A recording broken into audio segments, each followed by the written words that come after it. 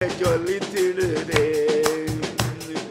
ஜீவதேவன் நகரினில் குடி புகுந்தேன்.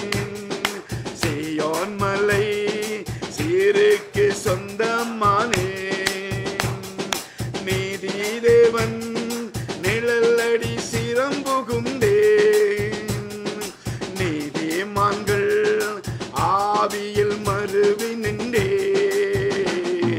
மேலான ஆமென் சலமே பரம ஜெருசலமே பரலோகம் விட்டிறங்குதே. அலங்கார மனவாட்டியா அழகாக ஜொலித்திடுதே. சர்வ சங்கம் சபையினில் அங்கமானே. சர்வலோக நடுவரின் அருகில் வந்தேன். பரிந்துரைக்கும் இரத்தத்தில் மூழ்கி நின்றேன். பரிவாரமாய் தூதர்கள் ஆடி நின்றார். ஆகா என் எருசலமே ஆமென். ஆகா என் எருசலமே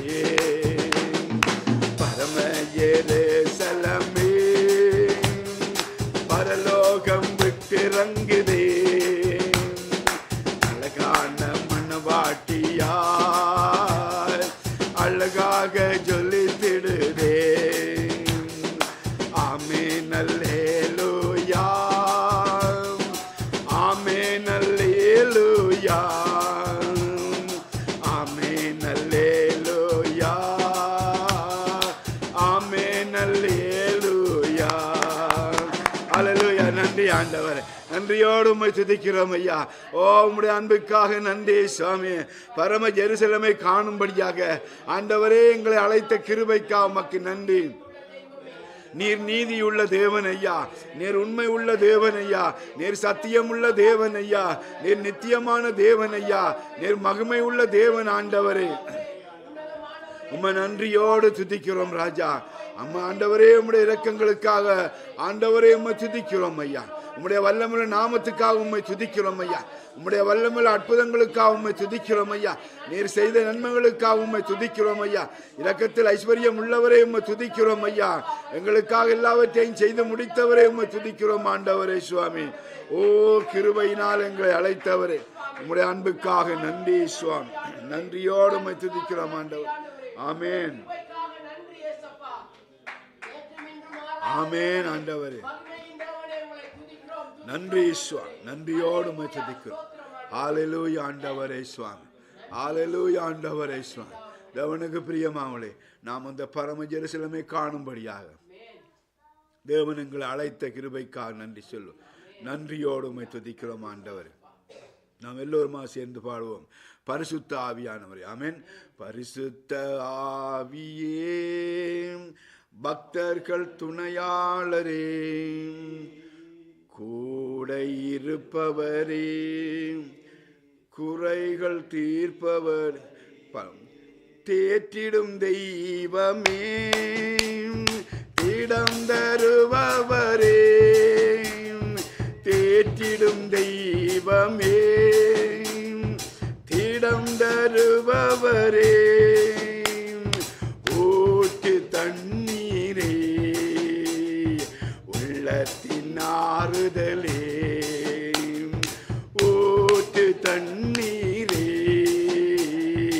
உள்ளத்தின் ஆறுதலே பரிசுத்த ஆவியே பக்தர்கள் துணையாளரே கூட இருப்பவரே குறைகள் தீர்ப்பவரே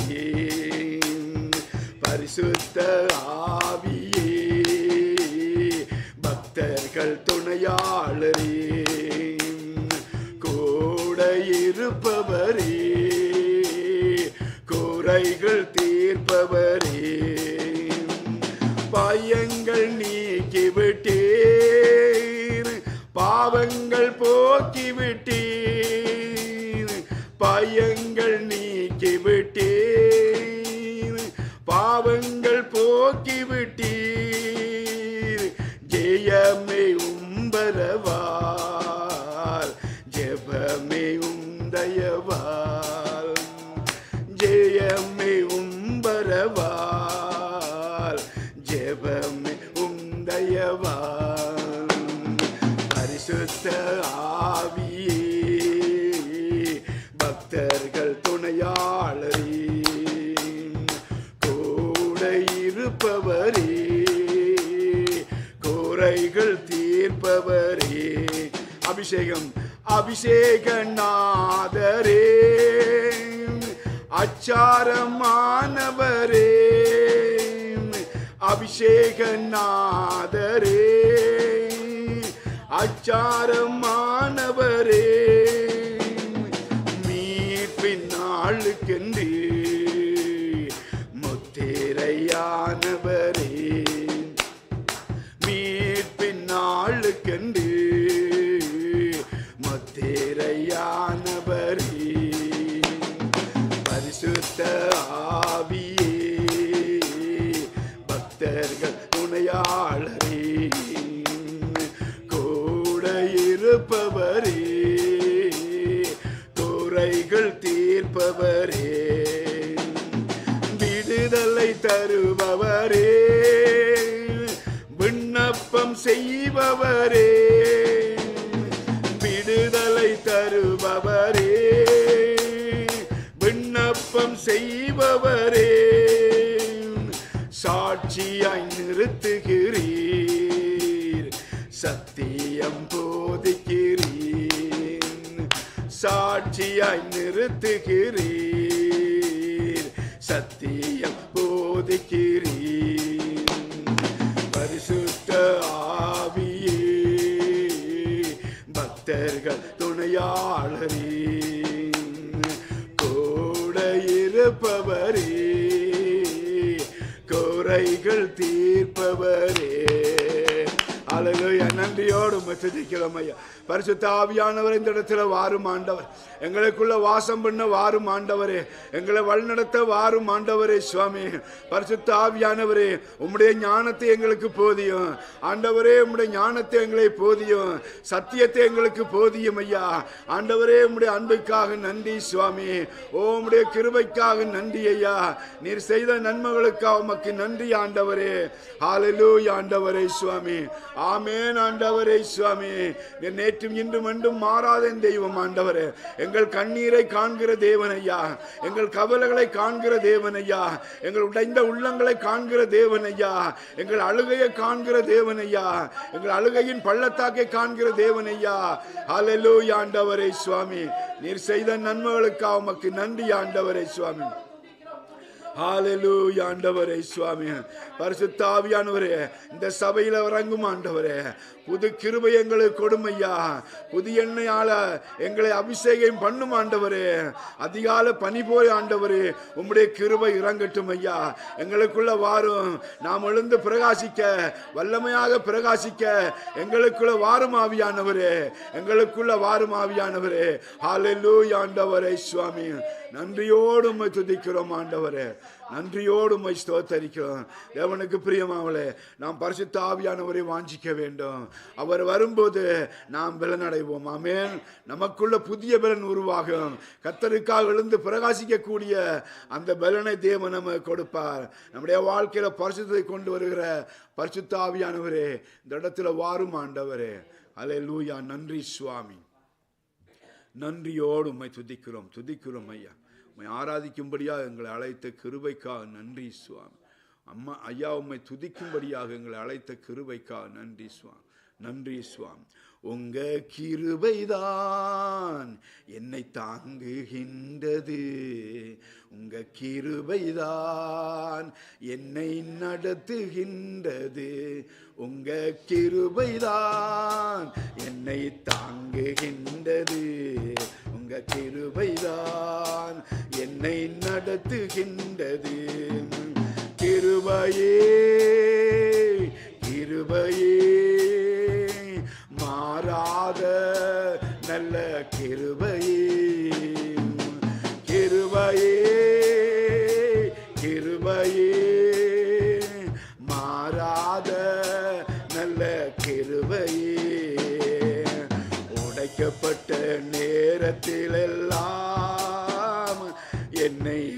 உருவாக்கி கிருபை இது. எல்லோருமாக உடைக்கப்பட்ட நேரத்திலெல்லாம் என்னை உருவாக்கி கிருபை இது. கிருபையே மாறாத நல்ல கிருபையே, கிருபையே கிருபையே மாறாத நல்ல கிருபையே. சோர்ந்து போன நேரத்திலெல்லாம் என்னை சுமந்து கொண்ட கிருபை இது. ஆமென்.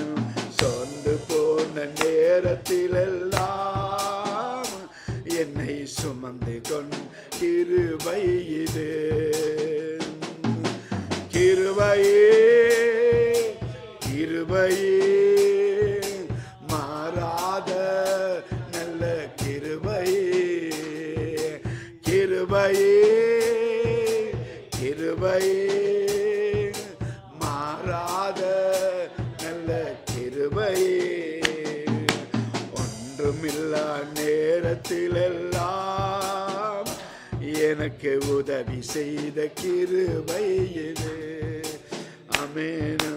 ஒன்றுமில்லா நேரத்திலெல்லாம் எனக்கு உதவி செய்த கிருபை இது. கிருபையே கிருபையே மாறாத நல்ல கிருபையே, கிருபையே கிருபையே மாறாத நல்ல கிருபையே. உங்க கிருபைதான் என்னை தாங்குகின்றது. உங்க கிருபைதான் என்னை நடத்துகின்றது. உங்க கிருபைதான் என்னை தாங்குகின்றது. உங்க கிருபைதான் என்னை நடத்துகின்றது. ஹல்லேலூயா ஹல்லேலூயா. ஆண்டவரே உங்க கிருபை தான் ஏசப்பா. ஏசு சுவாமி உங்களுடைய கிருபை, உம்முடைய இரக்கம் ஐயா. நான் உடைக்கப்பட்ட போது என்னை உருவாக்கின உம்முடைய கிருபை, நான் சோர்ந்த போது என்னை சுமந்து சென்ற கிருபை, எனக்காக எல்லாவற்றையும் செய்த உம்முடைய இரக்கம் மனதுருக்கம். நீர் மகத்துவமான தெய்வம் ஐயா. நீர் அதிசயமான தெய்வம் ஆண்டவரே. ஏசப்பா நீர் அதிசயமான தெய்வம் ஐயா. நீர் அதிசயமான தேவன் ஐயா. நீர் அதிசயமானங்களை செய்கிற தேவன் ஆண்டவரே. நீர் வல்லமை உள்ள தேவன் ஐயா. இந்த உலகத்தில் இருக்கிற தேவர்களை பார்க்கிறோம் நீர் மகத்துவம் அணிந்த தேவன் ஐயா. அல்லேலூயா ஆண்டவரே சுவாமி. ஓ நீர் ஜீவன் உள்ளவர், நீர் உண்மை உள்ளவர், நீர் மகத்துவம் உள்ளவர். நீர் எங்களுக்காக எல்லாவற்றையும் செய்து முடித்த தேவன். நீரே வழியும் சத்தியமும் ஜீவனும் என்று சொன்ன தேவன். ஹல்லேலூயா ஆண்டவரே சுவாமி. நன்றியோடு உம்மை துதிக்கிறோம், நன்றியோடு உம்மை ஸ்தோத்தரிக்கிறோம், நன்றியோடு உம்மை மகத்துவங்கள் ஆண்டவரே. நீர் மகத்துவங்கள் அணிந்த தேவன் ஐயா. நீர் அதிசயமான தேவன் ஆண்டவரே. நீர் ஆச்சரியமான தேவன் ஆண்டவரே சுவாமி. ஹல்லேலூயா ஆண்டவரே சுவாமி. நன்றியோடு உம்மை துதிக்கிறோம் ஆண்டவர். நன்றி சுவாமி. ஹல்லேலூயா ஆண்டவரே. தேவனுக்கு பிரியமாவலே நம்முடைய கர்த்தர் ஒருவரே கர்த்தர். ஆமென். அல்லேலூயா. இந்த உலகத்தில் இருக்கிற அத்தனை தேவர்களும் இருளிலே இருக்கிறார்கள். நம்முடைய தெய்வம் மட்டுமே வெளிச்சமானது. நம்முடைய இயேசு சுவாமி மட்டுமே ஒளியானவர். அவரே மகத்துவங்கள் அணிந்த தேவன், அவரே ஆச்சரியமான தேவன். இந்த உலகத்தில் இருக்கிற அத்தனை தேவர்களும் கட்டைகளும் கல்லுகளுமாகவே இருக்கிறார்கள். நம்முடைய கர்த்தர் ஒருவரே உயிரோடு இருக்கிறார். ஆமென். அல்லேலூயா. தேவனுக்கு பிரியமாவலே அவர் சொல்லுகிறார், நான் மரித்தேன், இதோ சதாகாலங்களும் உயிரோடு இருக்கிறேன் சொல்லி. அல்லேலூயா ஆண்டவரே சுவாமி. நன்றியோடு உம்மை துதிக்கிறோம் ஆண்டவரே. நீர் உயிரோடு இருக்கிற தேவனை ஆராதிக்க ஆண்டவரே எங்களை அழைத்த கிருபைக்காக நன்றி சுவாமி. நன்றி ஆண்டவரே சுவாமி. நாம் எல்லோரும் பாடுவோம். இயேசு கிறிஸ்துவின் அன்பு அது மகத்துவமானது. ஆமென். இயேசுவின் அன்பு மகத்துவமானது. அவர் ஒரு சரியான ஒரு பெர்ஃபெக்டான தெய்வம். ஆமென். இந்த உலகத்திலேயே ஒரு அற்புதமான தெய்வம் தான் நம்முடைய இயேசு சுவாமி மட்டும்தான். நன்றியோடு உம்மை துதிக்கிறோம். இயேசு கிறிஸ்துவின் அன்பு என்றும் மாறாதது. இயேசு கிறிஸ்துவின் மாறா கிருபை என்றும் குறையாதது. இயேசு கிறிஸ்துவின் மாறா கிருபை என்றும் குறையாதது. இயேசு கிறிஸ்துவின் அன்பு என்றும் மாறாதது. இயேசு கிறிஸ்துவின் மாறா கிருபை என்றும் குறையாதது. இயேசு கிறிஸ்துவின் மாறா கிருபை என்றும் குறையாதது. இயேசு கிறிஸ்துவின் அன்பு பாவி என்றுன்னை அவர் தள்ளவே மாட்டார். ஆவலாயுன்னை இயேசு அழைக்கிறாரே. பாவி என்றுன்னை அவர் தள்ளவே மாட்டார். ஆவலாயுன்னை இயேசு அழைக்கிறாரே. தயங்கிடாதே தாவியோடி வா, தந்தை இயேசுவின் சொந்தம் கொள்ளவா. தயங்கிடாதே தாவியோடி வா, தந்தை இயேசுவின் சொந்தம் கொள்ளவா. தந்தை இயேசுவின் சொந்தம் கொள்ளவா. இயேசு கிறிஸ்துவின் அன்பு என்றும் மாறாதது. இயேசு கிறிஸ்துவின் மாறா கிருபை என்றும் குறையாதது. இயேசு கிறிஸ்துவின் மாறா கிருபை என்றும் குறையாதது. இயேசு கிறிஸ்துவின் அன்பு உன்னிருதலுக்காய் இயேசு காயங்கள் பட்டார். உன் அக்கிரமங்களுக்காய் இயேசு நொறுக்கப்பட்டார். மீறுதலுக்காய் இயேசு காயங்கள் பட்டார். உன் அக்கிரமங்களுக்காய் இயேசு நொறுக்கப்பட்டார். உனக்காகவே அடிக்கப்பட்டார். உன்னை உயர்த்த தன்னை தாழ்த்தினார். உனக்காகவே அடிக்கப்பட்டார். உன்னை உயர்த்த தன்னை தாழ்த்தினார். உன்னை உயர்த்த தன்னை தாழ்த்தினார்.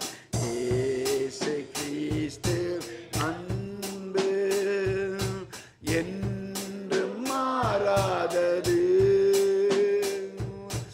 இயேசு கிறிஸ்துவின் மாறா கிருபை என்றும் குறையாதது. இயேசு கிறிஸ்துவின் மாறா கிருபை என்றும் குறையாதது. இயேசு கிறிஸ்துவின் அன்பு. ஹல்லேலூயா. நன்றி ஆண்டவரே. ஐயா உம்முடைய அன்பு மகத்துவமானது. ஐயா ஐயா உம்முடைய அன்புக்கு நிகரேது ஆண்டவரே. ஐயா உம்முடைய அன்பு எங்களை இழுத்து கொண்டது ஆண்டவரே. உம்முடைய அன்பு ஆண்டவரே இந்த உலகத்திற்கு எல்லாரும் பார்க்கலும் மிகுந்ததா இருக்கு ஆண்டவரே. நீர் ஒருவரே உம்முடைய அன்புக்காக நன்றி. இந்த நாட்களை கொடுத்த கிருபைக்காக உமக்கு நன்றி ஆண்டவர். ஆமாண்டவரே சுவாமி கரு பாவியாயிருந்த எங்களை ஆண்டவரை உயிர் கொடுத்திரே சுவாமி. நான் எப்படியே இருந்தேன் அப்படியே என்னை அழைத்திர ஆண்டவரே. உமக்கு நன்றி சுவாமி. நீர் ஒருவரே இந்த உலகத்தில் தேவன் ஆண்டவரே. நீர் ஒருவரே இந்த உலகத்தில் கத்தாதி கத்தரையா. ஏசப்பா உம்மை போல ஒரு தெய்வம் இந்த உலகத்தில் இல்லை ஆண்டவரே. நீர் எல்லாவற்றுக்கும் எல்லாமானவர் ஆண்டவரே. நீர் மகத்துவங்கள் அணிந்த தெய்வம் ஆயா. நன்றியோடு துதிக்கிறோம். ஆண்டவரை வரப்போகிற மிகுதியான காரியங்களை பொறுப்படுத்திக் கொள்ளும் ஐயா. இயேசுவின் அன்பு நாமத்தில் ஜெயிக்கிறோம் ஜீவன் நல்ல பிதாவே. ஆமேன் ஆமேன். பாஸ்டர் டென்சன் எங்களை வரணும்.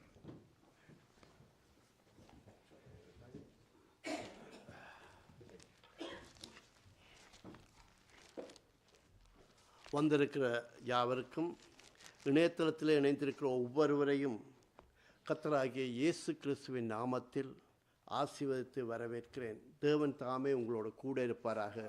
தேவனுடைய கிருபை எப்பொழுதும் உங்களோடு இருப்பாராக. அறிவித்தல்களுக்கு கடந்து செல்வோம். வழமை போல எங்களுடைய ஆராதனை 8:30 மணிக்கு நடக்கிறது. ஆனால் அடுத்த ஞாயிற்றுக்கிழமை இந்த வருகிற மே 10 எங்களுடைய ஆராதனை பின்னேரம் 3 மணிக்கு நடக்கும். மறந்து விடாதீர்கள். காலையிலே வழமையாக 8:30 மணிக்கு நடக்கிற ஆராதனை மதர்ஸ் டே ஸ்பெஷல் டே. அந்த டேலே நாங்கள் பின்னேரம் 3 மணிக்கு நடக்கும், 3 o'clock. எனவே இணையதளத்தில் இணைந்திருக்கிறவர்கள் அவர்களும் அந்த ஆராதனையை ஞாபகம் வைத்துக் கொள்ளுங்கள். அடுத்ததாக அந்த நாள் மதர்ஸ் டேயுடைய நாளாக இருக்கு. ஜெபித்து அடுத்த காரியங்களுக்கு கடந்து செல்வோம். அன்பும் இரக்கமும் கிருபையுள்ள தகப்பனே, நன்றியோடு துதிக்கிறேன். நல்ல தகப்பனே, இந்த வேளையிலும் ஆண்டவரே வந்திருக்கிற ஒவ்வொருவரையும் ஆண்டவரே இணையதளத்திலே இணைந்து கொண்டிருக்கிறவர்களையும் உம்முடைய கரத்திலே வைக்கிறேன் ஆண்டவரே. இன்றைய நாளும் பேச போடுற வார்த்தைகளை ஆண்டவரே ஆவியானவர் வழி நடத்த ஆண்டவரே தகப்பனே நான் உம்மிடம் ஒப்பு கொடுக்கிறேன் ஐயா. தகப்பனே, பேச போடுற வார்த்தைகளே ஆண்டவரே உம்முடைய பிரசன்னம், என்னுடைய வாயிலே உம்முடைய வார்த்தைகள் இருக்க ஆண்டவரே ராஜா, கேட்கிறவர்கள் ஆண்டவரே கேட்ட வண்ணமாக போய்விடாத படிக்க ஆண்டவரே தகப்பனே நீ உதவி செய்யும் ஆண்டவரே.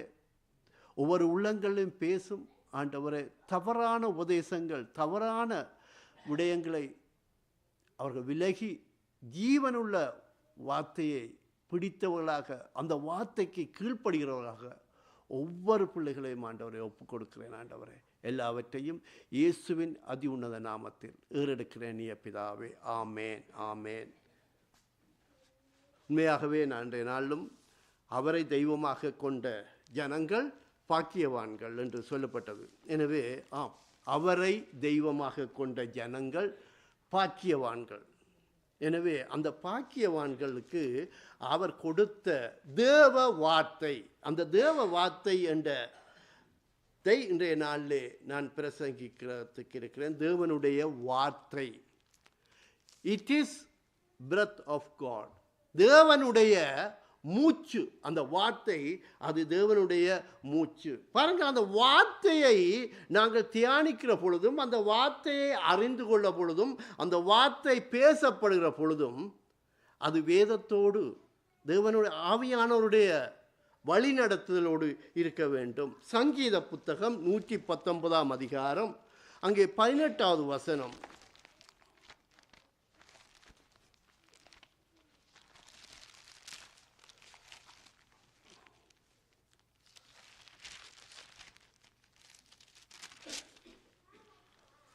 உமது வேதத்தில் உள்ள அதிசயங்களை நான் பார்க்கும்படி என் கண்களை திறந்தரலும். பாருங்கள், அந்த சங்கீதம் 119வது சங்கீதம் ஒரு விசேட ஒரு சங்கீதம். அந்த சங்கீதத்தை குறித்து நான் சொல்ல போனால் கன விடயத்தை அதை சொல்லலாம். மோசே, தாவீது, அசாப் இப்படியானவர்களாலே அந்த சங்கீதங்கள் எழுதப்பட்டன. இது தாவீதுடைய சங்கீதம் என்று சொல்லப்படு ஒரு கருத்து இருக்கிறது. ஆனாலும் அந்த சங்கீதத்தினுடைய முழு இதையும் பார்க்கிற பொழுது, அந்த 119வது சங்கீதத்திலே அங்கே அவற்றை பார்க்கிற பொழுது அது பெரிய சங்கீதம், பெரிய ஒரு அதிகாரத்தை கொண்டதும், பெரிய அந்த வசனங்களை பார்க்கிற பொழுது 119வது சங்கீதம் முதல் அந்த சங்கீதத்தின் ஒவ்வொரு வார்த்தைகளையும் முதலாவது இதில் பார்க்க அவர்களுடைய 22 எழுத்துக்கள் அங்கே குறிக்கப்பட்டிருக்கிறதை பார்க்கலாம். அந்த சங்கீதம் துவங்கியக்கே ஆலேப், அங்காலே பேத், அங்கே கிமேல் என்று அது சில புத்தகங்களிலே அங்கே தெளிவாக எழுதப்பட்டிருக்கிறது. ஏனென்று சொன்னால் அவை ஹீப்ரு வேர்ட்ஸ். ஹீப்ரு வேர்ட்ஸ் அங்கே ஒவ்வொரு அந்த 22 வேர்ட்ஸும் அதில் இருக்கிறது. அந்த அல்பபெட்டிக் ABCD என்று இருக்கிற மாதிரி அவர்களுடைய அந்த இதில். அப்போ முதலாவது வசனம் அங்கே துவங்கிற பொழுது அவர்களுடைய முதலாவது எழுத்திலே அங்கே 8, அந்த முதலாவது 119 சங்கீதத்திலே முதல் 8ம் அங்கே ஆலேப் என்ற முதல் எழுத்திலே அங்கே துவங்கிறது. அடுத்தது 9 16 அங்கே 8 வசனங்கள் அங்கே பேத் என்ற இடத்திலே துவங்குகிறது. எனவே அது ஒரு மிக மிக ஒரு வல்லமையான ஒரு பேச்சு, வல்லமையான சங்கீதம், பாட்டுக்களுக்குரிய உரியவர். அதை ஆண்டவருடைய இதிலே அங்கே எழுதப்பட்ட சங்கீதம். அதனால் அந்த சங்கீதத்திலே அங்கே எழுதப்பட்ட வசனம் என்னென்றால் 119 சங்கீதம் 18வது வசனம், உமது வேதத்தில் உள்ள அதிசயங்களை நான் பார்க்கும்படிக்கு என் கண்களை திறந்தரலும். பாருங்கள், அந்த உமது வேதத்தில் உள்ள அதிசயங்கள், அந்த வேதத்திலே அதிசயம் இருக்கிறது.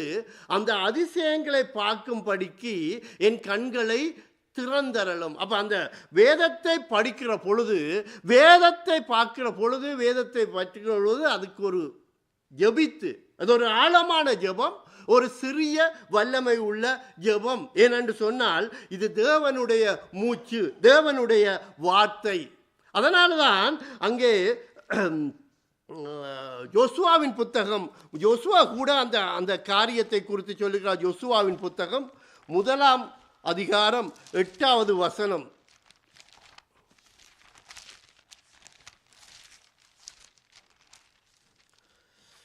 நான் கடைசி பி பகுதியை படிக்கிறேன், முதலிருந்து வாசிக்கிறேன். இந்த நியாய பிரமாண புத்தகம் உன் வாயை விட்டு பிரியாதிருப்பதாக, இதில் எழுதியிருக்கிறபடியெல்லாம் நீ செய்ய கவனமாயிருக்கும்படிக்கு இரவும் பகலும் அதை தியானித்து கொண்டிருப்பாயாக. அப்பொழுது நீ உன் வழியை வாய்க்க பண்ணுவாய், அப்பொழுது புத்திமானாயும் நடந்து கொள்ளுவாய். பாருங்கள், அந்த நியாயப்பிரமாண புத்தகம் அவர்களுக்கு கொடுக்கப்பட்டது. எனவே அது உன் வாயை விட்டு பிரியாதிருப்பதாக என்று சொல்லப்பட்டிருக்கிறது. அதிலே எழுதி இருக்கிறவையின்படி செய்ய கவனமாய் இருக்கும்படிக்கு இரவும் பகலும் அதை தியானித்து கொண்டிருப்பாயாக, அப்பொழுது உன் வழியை வாய்க்கை பண்ணுவாய். எனவே நீ அந்த காரியத்தை நீ தியானித்து அதை நடக்கிற பொழுது உன்னுடைய காரியம் வாய்க்க பண்ணுவாய், நீ அதனாலே புத்திமானாய் நடப்பாய் என்று அந்த காரியத்தை யோசுவா அங்கே எழுகிறதை பார்க்கக்கூடிய இருக்கிறது. யோசுவா அந்த காரியத்தை எழுதுகிறார். சங்கீதம் 1ஆம் அதிகாரத்தில் கூட, சங்கீதத்திலே 1ஆம் அதிகாரம் தொடக்கத்திலே அங்கே 2வது 3வது வசனம் சொல்றது, கர்த்தருடைய வேதத்தில் பிரியமாயிருந்து இரவும் பகலும் அவருடைய வேதத்தில் தியானமாயிருக்கிற மனிதன் பாக்கியவான். அவன் நீர்க்காலின் ஓரமாய் நடப்பட்டு தன் கால்களில் தன் காலத்தில் தன் கனியை தந்து இலையுதிராதிருக்கிற மரத்தை போலிருப்பான், அவன் செய்வதெல்லாம் வாய்க்கும். பாருங்கள், அவன் செய்கிற பொழுது, அவன் செய்யப்படுற பொழுது அவன் வேதத்திலே பிரியமாயிருக்கிறான். அந்த வேதத்தை அவன் வாசிக்கிற பொழுது அதிலே பிரியம். இரவும் பகலும் அவருடைய வேதத்திலே தியானமாயிருக்கிறான், அவன் தியானிக்கிறான். அந்த வேதத்தின் வசனங்களை, அவன் வேதத்தின் வசனத்தை கேட்டு அதற்கு பிறகு அவன் அதை தியானிக்கிறான் இரவும் பகலும். இந்த நாளிலே பேசப்படுகிற வார்த்தைகள் உங்களுடைய உள்ளத்திலே சொல்லப்படுற பொழுது அது அங்கே கொண்டு போய் அதை தியானிக்கப்பட வேண்டும். வாசிப்பது வேற, வாசிக்கிறோம், நாங்கள் எல்லோரும் வாசிக்கிறோம். ஆனால் அந்த வாசித்த பாடத்தை, அந்த வாசித்த வசனத்தை நாங்கள் தியானிப்பது, அதை எடுத்து தியானிப்பது ஒரு விசேஷமான எங்கள் உள்ளத்துக்குள்ளே அது ஆசீர்வாதத்தை கொண்டு வருகிறது.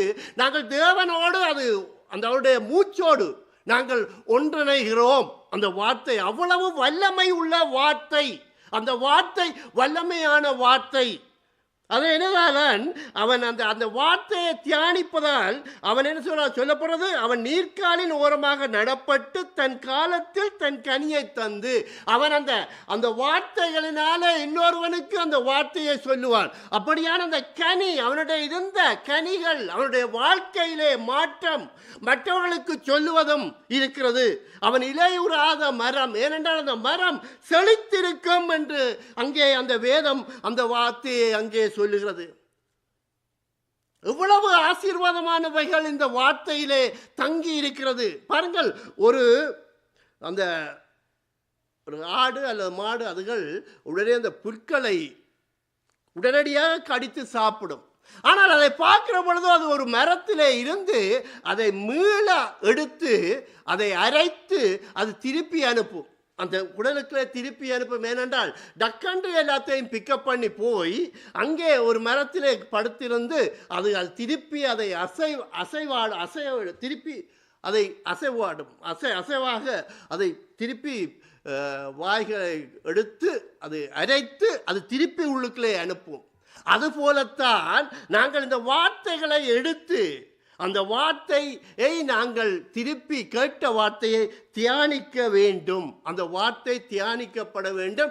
ஏனென்று சொன்னால் இந்த காலத்திலே பிழையான உபதேசங்கள், எத்தனையோ பிழையான உபதேசத்துக்குள்ளே நாங்கள் வாழ்ந்து கொண்டிருக்கிறோம்.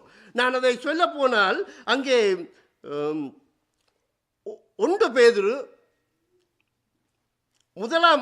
முதலாம் அதிகாரம் 21வது வசனம், 21வது வசனமும் 2 பேதுரு 1வது வசனம். ஏனென்றால் இவைகள் அப்படியே தொடர்ந்திருந்தது. தொடர்ந்து வார வார்த்தை அதுக்கு தான் இவர்கள் பிரித்து அதிகாரம் போட்டார்கள். எனவே அதை வாசிக்கிறேன். தீர்க்க தரிசனமானது ஒரு காலத்திலும் மனுஷருடைய சித்தத்தினால் உண்டாகவில்லை.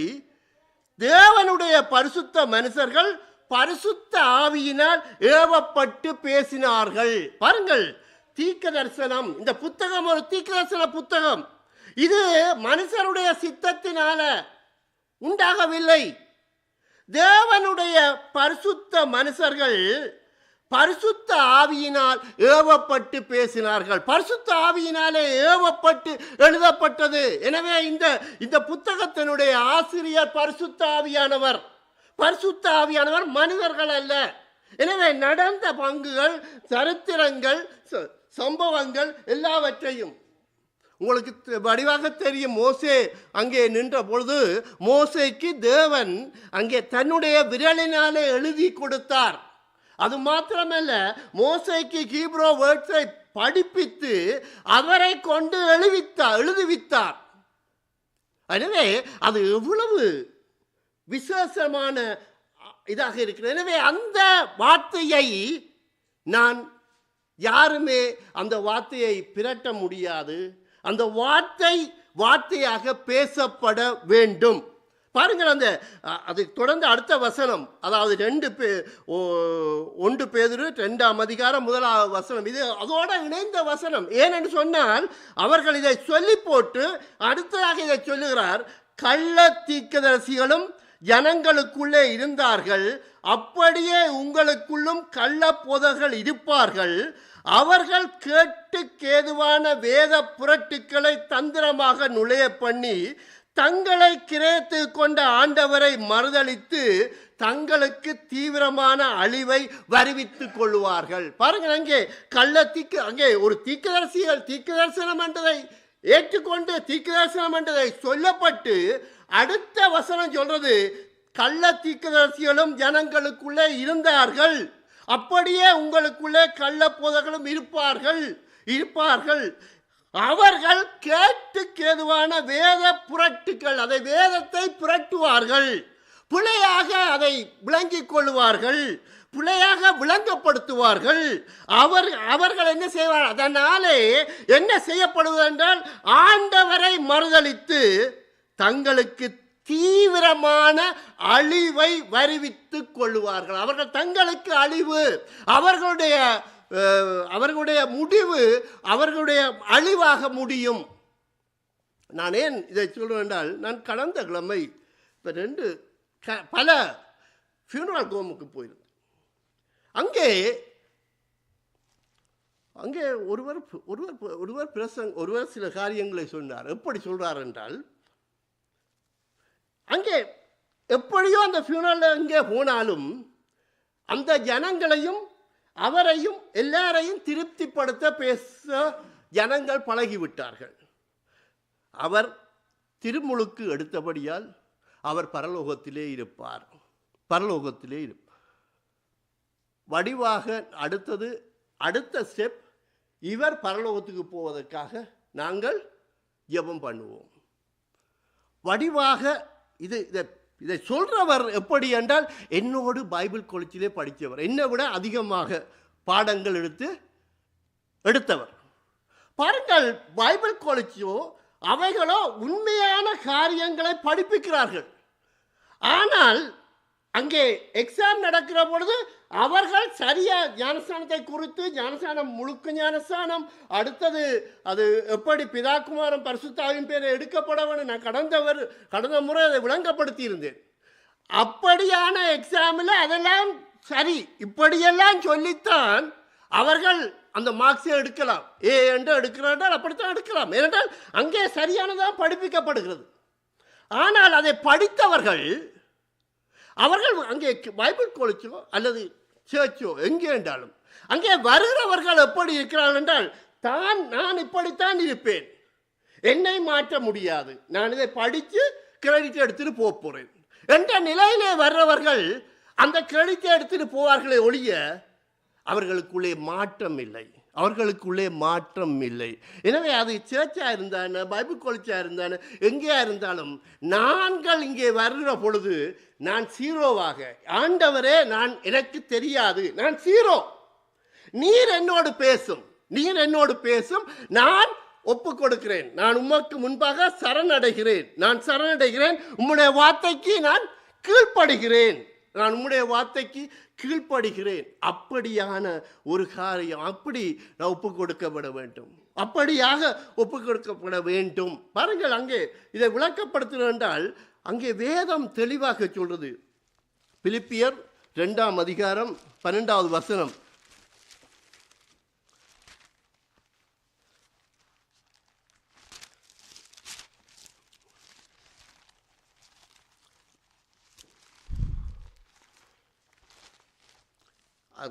பி பகுதியை வாசிக்கிறேன். இப்பொழுதும் அதிக பயத்தோடும் நடுக்கத்தோடும் உங்கள் ரட்சிப்பு நிறைவேற பிரயாசப்படுங்கள். அப்ப இது யாருக்கு எழுதப்பட்டது என்றால், அங்கே விசுவாசிகளுக்கு, ஆண்டவரை ஏற்றுக்கொண்ட பரிசுத்தவான்களாக அழைக்கப்பட்டவர்களுக்கும் அவர் சொல்லுகிறார் என்னென்றால், நீங்கள் ஞானஸ்நானம் எடுத்துட்டீங்கள், எனவே நீங்கள் ரட்சிக்கப்பட்டிருக்கீங்கள், ஆனாலும் இப்பொழுதும் அதிக பயத்தோடு நடுக்கத்தோடு உங்கள் ரட்சிப்பு நிறைவேற பிரயாசப்படுங்கள். நீங்கள் உங்களுடைய ரட்சிப்பு நிறைவேற பிரயாசப்படுங்கள். ஒரே தரம் மரிப்பதும் நியாயத்தீர்ப்படைவதும் மனுஷனுக்கு நியமிக்கப்பட்டிருக்கிறது. அவன் ஒரு தரம் தான் மரிப்பான், அடுத்த நியாயத்தீர்ப்புக்கு போவார். எனவே அவரை நாங்கள் அவரை எங்கே நிற்கிறோம், நரகத்தில் இருக்கிறவரை வல்லது உத்தரிப்பு தளத்தில் இருக்கிறவரை நாங்கள் கொண்டு போய் பரலோகத்தில் சேர்க்க முடியாது. எனவே அவர் மரித்தால் அது தேவன் நியாயத்தீர்ப்பு கொடுக்கிறார், தேவன் தான் அதை செய்கிறார். நாங்கள் சொல்ல முடியாது, அவர் இப்படி இருப்பார், இப்படி போவார், இந்த இடத்துல இருப்பார். ஆனால் அவருடைய வாழ்க்கை ஆண்டவருக்கென்று ஒப்பு கொடுத்து அவர் அதற்குரிய வாழ்ந்திருந்தால் அவர் பரலோகத்துக்கு தேவனுடைய சன்னிதானத்திலே இருக்கலாம். அவர் அப்படி வாழ்ந்திருக்கிறார் என்று சொல்றது வேற. ஆனால் இந்த காரணத்தாலே அங்கே திருமுழுக்கு எடுத்ததாலே அங்கே அவர் பரலோகத்தில் இருப்பார் என்று வடிவாக வேத வார்த்தைகளை வடிவாக ஆலோசித்து அறிந்து நாங்கள் பேச வேண்டும் என்றது முக்கியம். என்னதான் இந்த வேதம் இங்கே சொல்லப்படுறது பாருங்கள். அங்கே 2 தீமோத்தேயு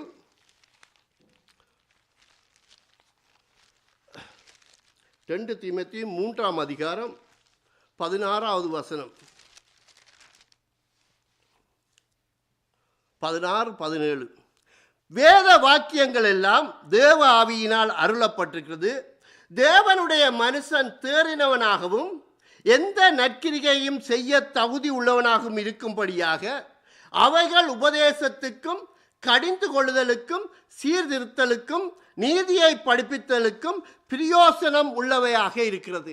பாருங்கள், இந்த வேத வாக்கியம் எல்லாம் தேவ ஆவியினாலே அருளப்பட்டிருக்கிறது. எனவே அந்த தேவ ஆவியினாலே அருளப்பட்ட வார்த்தையை நான் எடுத்துக்கொள்ள வேண்டும். தேவனுடைய மனுஷர்கள் தேற வேண்டும். அவர்கள் எந்த நற்கிரியையும் செய்ய தகுதி உள்ளவர்களாக இருக்க வேண்டும்.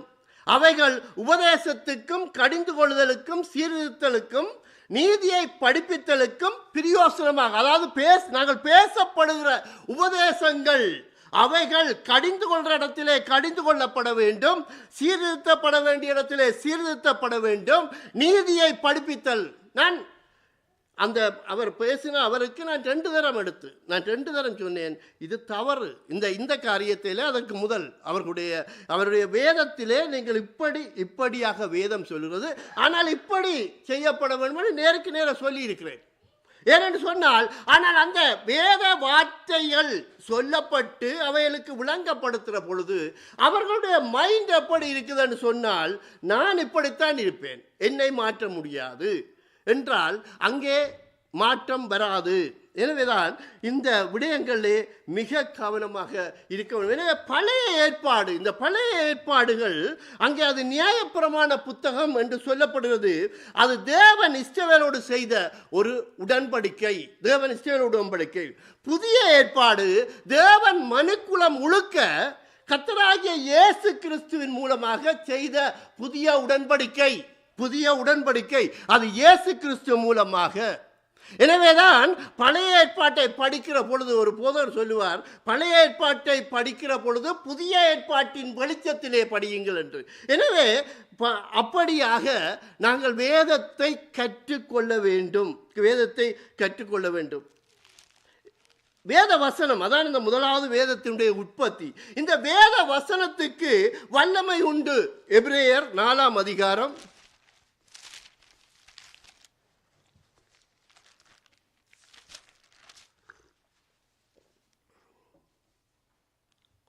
12வது வசனம் சொல்றது, தேவனுடைய வார்த்தையானது ஜீவனும் வல்லமையும் உள்ளதாயும் இருபுறம் கருக்குள்ள எந்த பட்டயத்தாலும் கருக்கானதாயும் ஆத்துமாவையும் ஆவியையும் கணுக்களையும் ஊனையும் பிரிக்கத்தக்கதாக உருவ குத்துறதாயும் இருதயத்தின் நினைவுகளையும் யோசனைகளையும் வரையறுக்கிறதாயும் இருக்கிறது. பாருங்கள், இந்த தேவனுடைய வார்த்தை எவ்வளவு வல்லமையானது.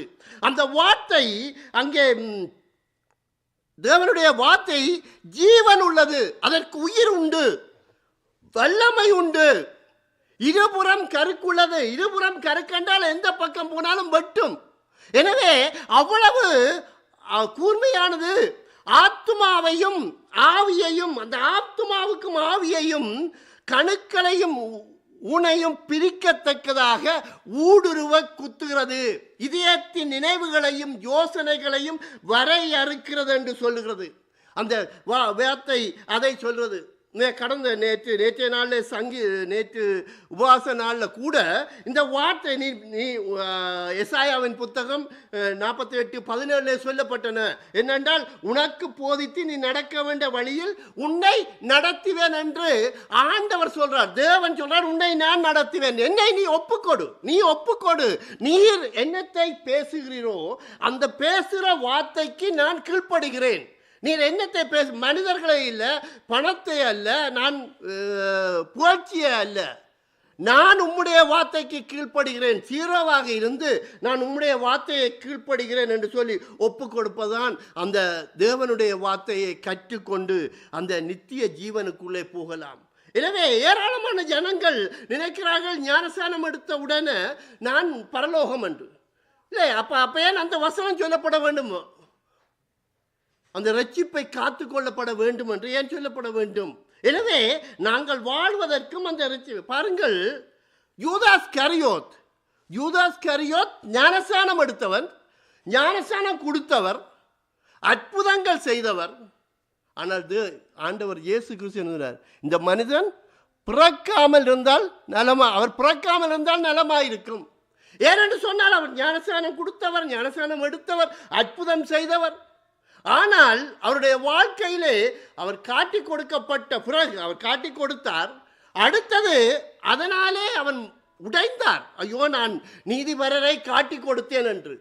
ஆனால் அடுத்த ஸ்டெப் செய்தாரா? அடுத்த ஸ்டெப் அவன் செய்யவில்லை. எப்படி?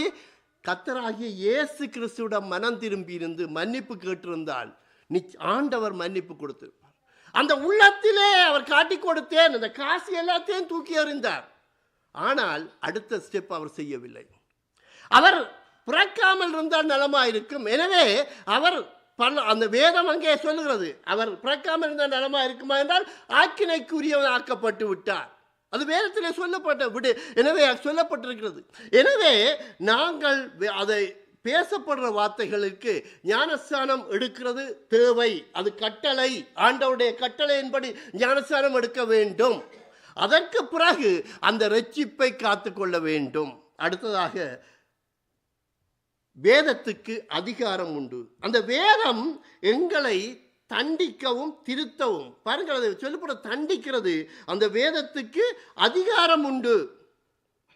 நாங்கள் முதலாவது அந்த அதிகாரம், அந்த வேத வசனத்துக்கு நடுங்க வேண்டும். அந்த வேத வசனத்துக்கு நடுங்க வேண்டும். அந்த வேத வசனம் என்னோடு பேசுகிற பொழுது நான் அதற்கு, அதாவது நான் சொல்லவில்லை, அங்கே சிலர் பைபிளை எடுத்து அப்படியே மூடி வைத்து அதுக்கு மொழுதிரி கொளுத்தியன்னு வைத்திருப்பார். ஐயோ, அதை தொடக்கூடாது, ஏனென்றால் அது புனித புத்தகம். எங்களுக்கு இந்த புத்தகம், இந்த வார்த்தையை வாசிப்பதற்கு எங்களுக்கு தரப்பட்டது. அதை மூடி மொழுதிரி கொளுத்துவதற்கு அல்ல. தேவன் என்னோடு பேசுகிறார். வார்த்தை, தேவனுடைய வார்த்தை வருகிற பொழுது தேவன் என்னோடு பேசுகிறார். நான் ஜெபிக்கிற பொழுது நான் தேவனோடு பேசுகிறேன், 2 கண்கள் போல. எனவே தேவன் அந்த காரியங்களை செய்கிறார். பாருங்கள், அங்கே அப்போஸ்தலர் வாசிக்கணும். அப்போஸ்தலர் 17:11 அதிகாரம் 11ஆம் வசனம். அந்த பட்டணத்தார், பெரேயா பட்டணத்தார் மனோ வாஞ்சையாய் வசனத்தை ஏற்றுக்கொண்டு காரியம் இப்படி இருக்கிறதா என்று தினந்தோறும் வேத வாக்கியங்களை ஆராய்ந்து பார்த்ததனால் தெசலோனிக்கரில் உள்ளவர்களை பார்க்கிலும் நற்குணசாலிகளாக இருந்தார்கள். பாருங்கள், அவர்கள் நற்குணசாலிகளாக இருந்தார்கள். ஏன் எப்படி என்றால் அவர்கள் தினந்தோறும் வேதத்தை ஆராய்ந்து பார்த்தார்கள். வேத வாக்கியங்கள் இப்படி இருக்கிறதா என்று ஆராய்ந்து பார்த்தார்கள். அதனாலே அவர்கள் நற்குணசாலிகள் என்ற பெயர் பெற்றார்கள். எனவே ஆராய்ந்து பார்த்தல், வேதத்தை அறிந்து ஆராய்ந்து பார்த்துதல் அவசியம். எரேமியாவின் புத்தகம் 6ஆம் அதிகாரம் 16வது வசனம்.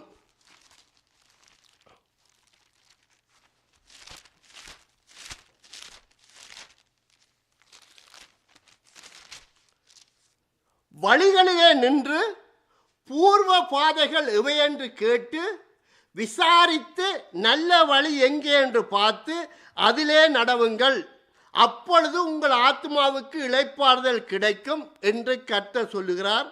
அவர்களோ நாங்கள் அதிலே நடக்க மாட்டோம் என்கிறார்கள். பாருங்கள், இங்கே 2 விதமான ஜனத்தை தேவன் சொல்கிறார். வழிகளிலே நின்று பூர்வ பாதைகள் எவைகள் என்று கேட்டு விசாரித்து நல்ல வழி எங்கே என்று பார்த்து அதிலே நடவுங்கள். எனவே இந்த நடவுங்கள் என்று கர்த்தர் சொல்லுகிறார். ஆனால் அவர்கள் என்ன சொல்றார்கள்? நாங்கள் நடக்க மாட்டோம். எனவேதான் இந்த தவறான உபதேசங்கள், பிழையான உபதேசங்கள், இந்த பிழையான விடயங்களை வழி நடத்துகிறவர்கள் எப்படி என்றால், நாங்கள் இப்படி நடக்க மாட்டோம், எங்களுக்கு இந்த பெருமைகள் இழக்க நாங்கள் தயாரில்லை. அவர்கள் அதை இழக்கிறதுக்கு தயாரில்லை. எனவே மிக மிக தேவனுடைய வார்த்தைகள் மிக அறிந்து அதற்கு கீழ்ப்படிய வேண்டும். எசாயாவின் புத்தகம் 8ஆம் அதிகாரம் 20வது வசனம். எசாயாவின் புத்தகம் 8ஆம் அதிகாரம் 20வது வசனம் சொல்றது, வேதத்தையும் சாட்சி ஆகமத்தையும் கவனிக்க வேண்டும். இந்த வார்த்தையின்படி சொல்லாவிட்டால் அவர்களுக்கு விடிய காலத்து வெளிச்சம் இல்லை. பாருங்கள், வேதத்தையும் சாட்சி ஆகமத்தையும் கவனிக்க வேண்டும். வேதத்தை அந்த ஒவ்வொன்றையும் நாங்கள் கவனிக்க வேண்டும். அந்த வார்த்தையின்படி நாங்கள் சொல்லாவிட்டால் அவர்களுக்கு விடிய காலத்து வெளிச்சம் இல்லை என்று வேதம் சொல்றது. எனவேதான் நாங்கள் இந்த வேதத்தை மிக மிக கவனமாக அதற்கு கீழ்ப்படிய ஒப்பு கொடுக்கிறவர்களாக இருக்க வேண்டும். உண்மையாகவே நாங்கள் இந்த நாள் இந்த இந்த சபையிலே நாங்கள் இந்த இடத்திலே பேசப்படுகிற விடயங்கள் ஆண்டவருடைய வேத வார்த்தையோடு நாங்கள் பேசுகிறது, இந்த இடத்திலே பேசப்படுற பொழுது நாங்கள் பேசுகிற பொழுது அது அப்படி இருக்கிறதுக்காக நான் உண்மையாகவே நான் அதை குறித்து பெருமைப்படுகிறேன். ஏனென்றால் அந்த வார்த்தையோடு இந்த சபை இருக்கிறது, ஏனென்றால் வேறு இடங்களில் போகிற பொழுது அந்த வார்த்தைகள் அங்கே பிரட்டப்படுறதை நான் பார்க்கக்கூடியா இருக்குது. பாருங்கள், வேத வசனத்தை அதை நாங்கள் மனப்பாடம் செய்து அந்த வசனத்தை உள்வாங்குவதாலே ஞானமுள்ள தீர்மானங்களை எடுக்க முடியும், தைரியத்தோடு சாட்சிகள் சொல்ல முடியும், வல்லமையோடு ஜெபிக்கலாம். இந்த வேத வசனங்களை சோதனைகளையும் பாவத்தையும் நாங்கள் மேற்கொள்ளலாம். அங்கே எபிரேயர் 4:2 சொல்லுகிறது என்னன்னு சொன்னால், கேட்டவர்கள் விசுவாசம் இல்லாதபடியால் கேட்டபடியால் அவர்களுக்கு பிரயோசனப்படவில்லை. பாருங்கள், அங்கே கேட்டவர்கள் அங்கே விசுவாசம் இல்லாமல் கேட்டார்கள். எனவே இந்த வார்த்தைகள் பிரசங்கிக்கப்படுகிற பொழுது அவர்கள் அதை விசுவாசிக்க வேண்டும், அவர்கள் விசுவாசித்து அதன்படி நடக்க வேண்டும் என்று வேதம் அங்கே சொல்கிறது. அதனால தான் சொல்கிற வார்த்தைகள், இந்த வார்த்தைகள் மிக மிக அவசியமானதும், அதை விசாரித்து அறிந்து அந்த ஒவ்வொரு பாடங்களையும் நாங்கள் கற்றுக்கொண்டு அதன்படி நாங்கள் நடப்பதற்கு நாங்கள் எங்களை தீர்மானிக்க வேண்டும். வேத வசனத்துக்கு கீழ்ப்படிவது மிகவும் அவசியம். அடுத்தது, வேத வசனத்தை நாங்கள் நேசிக்க வேண்டும். அந்த வேத வசனத்துக்கு நடுங்குவது மட்டுமல்ல, வேத வசனம் எங்களை ஆவலோடு அந்த வேத வசனத்தை படிக்கிற ஆவல் எங்களுக்கு வர வேண்டும். வேத வசனத்தை நாங்கள் படிக்க வேண்டும், படிப்பது மிகவும் அவசியம். அந்த ஒவ்வொரு காலமும் அதை படிக்க வேண்டும். சில இடங்களில் சில பேர் படிக்கிறது குறைவு, வேத வசனத்தை வாசிப்பது குறைவு. ஆனால் வேத வசனத்தை வாசிப்பது குறைவாக இருந்தால் எப்படி தேவன் எங்களோடு பேசுவார், எப்படி எங்களை பேசுவார்? உண்மையாக நான் கடந்த ஒரு இடத்திலே அங்கே ஒரு போதகர் ஒரு வீட்டுக்கு போயிருந்தார். நான் இதை சொல்லியிருப்பேன் முந்தி. ஒரு வீட்டுக்கு போயிருந்தார். அந்த வீட்டுக்கு போன பொழுது அந்த வீட்டிலே விசாரிக்கிற பொழுது அவர்களிடையே கேட்பார்கள், நீங்கள் வேதாகமம் படித்தீர்களா, இவர்கள் இதை படித்தீர்களா, அதை படித்தீர்களா என்று கேட்பார்கள். போதகர் கேட்பார். ஆனால் அவை உடனடியாக வேத புத்தகத்தை கொண்டு வந்து நான் இந்த ஒவ்வொரு நாளும் படிக்கிறேன், இப்படியாக செய்கிறேன். ஆனால் வேத புத்தகத்தை பார்த்த உடனே தெரியும் இவையில் படிக்கணுமா படிக்கலையான்ட்டு. எனவே அவர் அந்த போதகர் அன்றைக்கு சாப்பிட்டு முடிந்து, அங்கே நல்ல சாப்பாடுகள் முடிந்து போயிட்டார். போன பிறகு அங்கே அடுத்த நாள் அங்கே பார்த்தால் அதில் இருந்த ஒரு ஸ்பூன், ஒரு தங்க கரண்டி, நல்ல விலை உயர்ந்த கரண்டி, சின்ன ஸ்பூனை காணவில்லை. அப்போ அந்த வைஃபுக்கு யோசனை, இவர் போதகர் தான் இந்த இதை வைத்திருந்தவர், ஆனால் இதை காணவில்லை, அவர் தான் கொண்டு போயிருக்க வேண்டும். எனவே அவர்கள் யோசித்து பிறகு சில காலம், அவைக்கு எந்த நேரமும் மனதுக்குள்ளே குத்தி கொண்டிருக்கிறது, சில காலம் கடகாலம் சென்று அடுத்த வருஷமும் அவரை கூப்பிட்டு அப்பொழுது அவர்கிட்ட சொல்லியாச்சு, இப்படி போதகர் நீங்கள் வந்த நேரம் இந்த ஸ்பூனை காணையில் நீங்கள் கொண்டு போனீங்களோண்டு. அப்போ அவர் கேட்டார், உங்களோட வேதாகம புத்தகத்தை ஒரு அடுங்க உண்டு. அந்த வேதாகம புத்தகத்தை எடுத்த பொழுது அதுக்குள்ள இருந்து ஸ்பூன் விழுகுது என்றால் என்ன நடக்கண்டா, அதில் ஒரு வருஷத்துக்கு ஒரு காத்தான். அப்போ அவர் போதகரும் தெரிந்து கண்டு தான் அந்த ஸ்பூனை இதுக்குள்ள வச்சுட்டு போயிட்டார். எப்படி என்று சொன்னால், அங்கே எப்படி என்று சொன்னால், ஒரு வருடத்துக்கு ஒருக்கா அல்லது சர்ச்சுக்கு வர்ற நேரம் இந்த வார்த்தைகள் மட்டும் பார்த்துருந்தால் அது காணாது. ஒவ்வொரு நாளும் இந்த வேத வார்த்தைகள் வாசிக்கப்பட வேண்டும், அதை தியானிக்க வேண்டும். அது நான் என்னுடைய வாழ்க்கையிலே நான் ஒவ்வொரு நாளும் மற்ற தரம் படிக்கிறதை விட ஸ்பெஷலாக படிக்கிறது. பழைய ஏற்பாட்டிலே ஒரு அதிகாரம், புதிய ஏற்பாட்டில் ஒரு அதிகாரம், அப்படியே கண்டினியூவாக படிக்கிறது. கனகாலமாக அதை நான் ஆண்டவரை ஏற்றுக்கொண்ட நாளில் இருந்து அதை செய்து வருகிறேன். அது மாத்திரம், அது ஒவ்வொருவரும் ஒவ்வொரு விதமாக செய்யலாம், அது வேறு விடயம். அதை விட எக்ஸ்ட்ராவாக படிக்கிற பொழுது அந்த வார்த்தைகள் என்கிற உள்ளத்திலே கேட்கிற பொழுது, பேசப்படுகிற பொழுது, பிழையான உபதேசங்கள் பேசப்படுகிற பொழுது நாங்கள் அதை புரிந்து கொள்ளக்கூடியதாக இருக்கிறது. எனவே தான் நான் சொல்கிறது, நான் சொல்லி முடிக்கிற இந்த காரியத்திலே தேவனுடைய வார்த்தையிலே எப்பொழுதும் அந்த வார்த்தை ஜீவன் உள்ளது, ஆசீர்வாதம் உள்ளது. அந்த வார்த்தையினாலே நீங்கள் அது பெரிய பெரிய ஆசீர்வாதத்தை பெற்றுக்கொள்வீர்கள். அதை படித்து கொள்ளுங்கள் என்று சொல்லி நான் இந்த செய்தியை முடிக்கிறேன். அன்பும் இரக்கமும் கிருபையுள்ள தகப்பனே, உம்மை நன்றியோடு துதிக்கிறேன் ஆண்டவரே. நல்ல தேவனே, இந்த வேளையில் வந்திருக்கிற ஒவ்வொருவரையும் உம்முடைய கரத்திலே வைத்து ஜெபிக்கிறேன் ஆண்டவரே. தகப்பனே, இணையதளத்திலே கேட்டுக்கொண்டிருக்கிறவர்களையும் உம்முடைய கரத்திலே பிழையான தவறான உபதேசங்களை கேட்டு ஜனங்கள் வழிமாறாத படிக்க ஆண்டவரே. தகப்பனே, நீர் கிருபை செய்யும்படி உம்மிடம் வேண்டி நிற்கிறேன் ஆண்டவரே. தகப்பனே, இந்த இடத்திலும் ஆண்டவரே நாங்கள் பேசின வார்த்தைகளை ஆண்டவரே தகப்பனே உதவி செய்யும். ஒவ்வொரு உள்ளங்களுக்கும் ஒவ்வொருவரும் கேட்கக்கூடியவாறு ஆண்டவரே வேதத்தை அறிந்து உம்முடைய வார்த்தையில் இருந்து நித்திய ஜீவனை சுதந்திரித்துக் கொள்ளவும் ஆண்டவரே உதவி செய்யும்படி உம்மிடம் வேண்டி நிற்கிறேன். எல்லாவற்றையும் இயேசுவின் அதிஉன்னத நாமத்தில் ஏறெடுக்கிறேன் இனிய பிதாவே, ஆமேன். இந்த நேரத்திலே நாங்கள் கொம்யூனியனுக்கு